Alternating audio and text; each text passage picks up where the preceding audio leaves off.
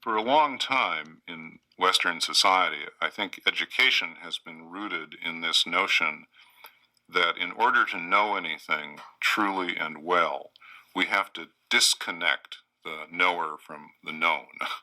So the only knowing that gets honored and validated is that which is gained at distance. We call it objectivity.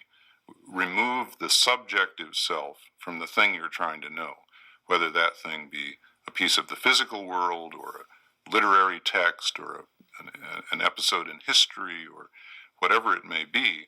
Remove the knower from the known, and then you can know it truly and well without any of this subjective stuff, feelings, emotions, beliefs, values, slopping over onto that objective thing. Well, it turns out, in fact, that that's a great myth about human knowing. Nobody has ever known anything at distance, and there are all kinds of folks these days, from philosophers of science on to feminist scholars who can tell you why that's the case.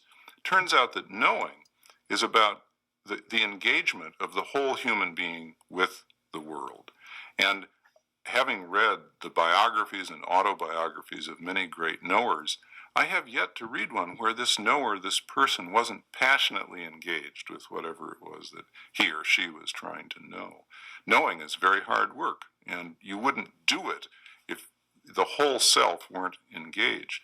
So once we understand that human knowing itself comes out of the engagement of not only the mind, but the heart and the intuitions and the body with the thing we're trying to know in the world. Once we understand that, then we have a rationale for teachers engaging students with these great subjects as full people, engaging the student's heart, engaging the student's body, engaging the student's mind.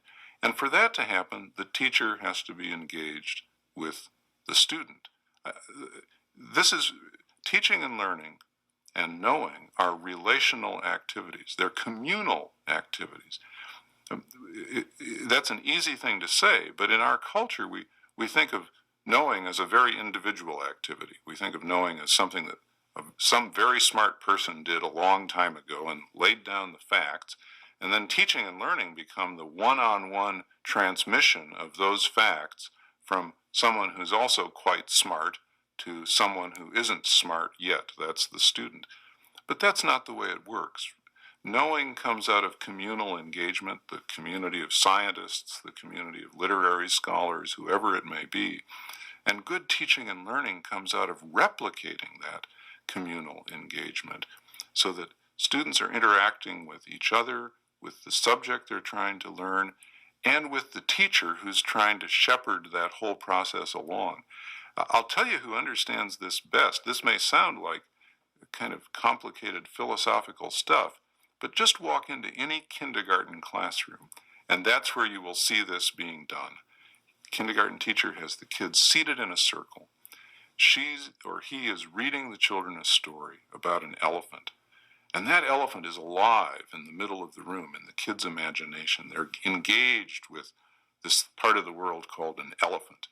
And through that imaginative engagement with the elephant and with each other, they're learning this very mysterious thing called language, called reading language, called writing language, called speaking language.